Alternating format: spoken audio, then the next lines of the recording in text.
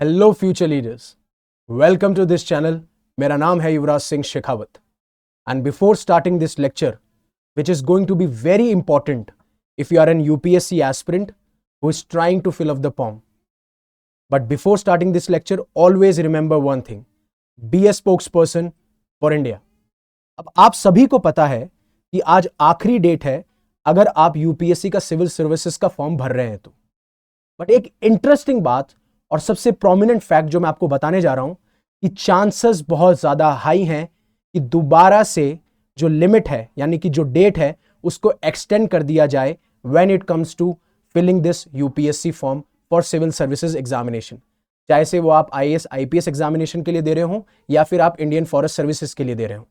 अब इसके पीछे रीजन क्या है उससे पहले थोड़ा स्टोरी जानते हैं कि क्या क्या अभी पिछले टाइम में घटित हुआ है या फिर कैसे कैसे इवेंट्स अनफोल्ड हुए हैं। उसके बाद में आप ज्यादा अच्छे से अंडरस्टैंड कर पाएंगे जो भी मेरे नए व्यूअर्स हैं, और जो ऑलरेडी हमसे जुड़ चुके हैं उन्हें तो पता ही है कि क्या इशू चल रहा है। तो हुआ क्या कि काफी बच्चों को प्रॉब्लम आने लगी। अगर वो ओटीआर आईडी डाल रहे हैं तो उन्हें ओटीपी नहीं आ रहा है, मोबाइल नंबर डाल रहे हैं तो ओटीपी नहीं आ रहा है, जिस टाइम पे ओटीपी आना चाहिए उस टाइम पे ओटीपी नहीं आ रहा है। वो जो जिनके पास में डॉक्यूमेंट्स हैं वो जब डॉक्यूमेंट्स डाल रहे हैं तो वो एक्सेप्ट नहीं हो रहे हैं, वो अपलोड नहीं हो रहे हैं। आगे फॉर्म पार्ट 1 पार्ट 2 फिल कर चुके हो तो उसके बाद में आगे एक्सटेंड नहीं हो पा रहा है। काफी सारे ऐसे इशू आए जिसको मैंने और काफी बाकी सारे टीचर्स ने भी इस इशू को रेस किया, और उसके बाद में यूपीएससी ने ये डिसाइड किया कि हम अपनी डेट को एक्सटेंड करते हैं। यानी कि जो पहले डेट 11 फरवरी थी उसको 18 फरवरी किया गया, और same goes for correction window, उसको भी एक हफ्ते एक्सटेंड कर दिया गया। बट सबसे बड़ा मेजर चेंज जो मैं अभी बोल रहा हूं कि अभी भी चांसेस ज्यादा हैं कि अभी फॉर्म को एक्सटेंड कर दिया जाए, उसका रीजन है एक रिट पिटीशन जो कि मध्य प्रदेश के हाई कोर्ट में याचिका दायर की गई, यानी कि उसको सेंड किया गया वहां पे। अब हुआ क्या है कि एक रिट पिटीशन डाली गई high court of Madhya Pradesh के अंदर जो कि जबलपुर के अंदर है। किसके द्वारा? Aditya Narayan Pandey versus Union of India and others में आपका यूपीएससी भी है। उनका यह कहना था, पहले उन्होंने बोला कि जो भी डिपार्टमेंट ऑफ पर्सनल ट्रेनिंग के ऑफिस ऑफ मेमोरेंडम है, जो भी फ्रीक्वेंटली आस्क्ड क्वेश्चनर्स हैं या फिर जो सीएससी की नोटिफिकेशन है उसमें जैसे आपने ईडब्ल्यूएस को क्या रिजर्वेशन मिलना चाहिए, कितना रिजर्वेशन मिलना चाहिए, ईडब्ल्यूएस के रिजर्वेशन के बारे में बहुत सारी बातें की गई हैं। बट उन्होंने ये बोला कि आप बाकी सारी कैटेगरीज को, उनका आर्ग्यूमेंट ये था कि बाकी सारी कैटेगरीज एससी एसटी ओबीसीज आप उनको एज रिलैक्सेशन देते हैं बट हमें क्यों नहीं। और इसी वजह से हुआ क्या कि मध्य प्रदेश हाईकोर्ट ने यह बोला कि एज रिलैक्सेशन ईडब्ल्यूएस को भी दिया जाना चाहिए और यूपीएससी को एक्सेप्ट करनी पड़ेंगी वो सारी एप्लीकेशन जो कि सिमिलरली सिचुएटेड एस्पिरेंट्स हैं जो कि ईडब्ल्यूएस कैटेगरी में आते हैं। अब एज रिलैक्सेशन का मतलब है कि अगर मान लीजिए जैसे जनरल की एक एज लिमिट है 32, वैसे ही ईडब्ल्यूएस की एक एज लिमिट है 32। अगर आप 33 या 34 ईयर्स के हैं और आप ईडब्ल्यूएस में आते हैं तो आपको वो एज रिलैक्सेशन मिलना चाहिए। वो इनका आर्ग्यूमेंट था जब इन्होंने पिटीशन फाइल करी, और उसी के तहत क्या हुआ, ये उन्होंने आदेश दे दिया कि यूपीएससी को अलाउ करना पड़ेगा। इंटरिम ऑर्डर ये निकाल दिया गया। लेकिन इशू ये आ रहा था कि ये बोला गया कि ये जो ऑर्डर निकला है उसके 7 दिनों के अंदर इस फॉर्म को फिलअप कर देना चाहिए, यानी कि 14 से 21, बट डेट है 18 तारीख।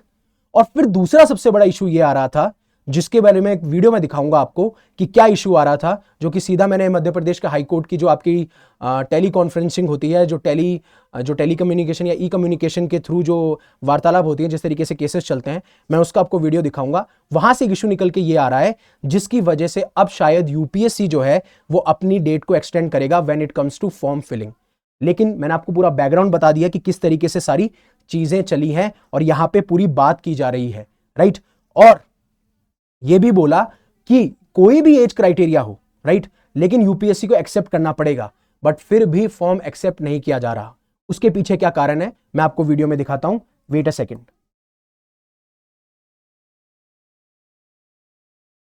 तो यहां पे आप एक वीडियो देख पा रहे होंगे, राइट।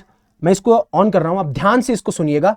इसमें कौन जो भी है, जो भी जज और जो हमारे लॉयर्स हैं वो क्या बोलते हैं। Item 52. In this matter, your lordship are kind enough not be an order today. Now, when our candidates go and fill the form online, the form is not being opened. The line is not being opened for them, and tomorrow is the last day. My lord, I'm appealing for the UPSC.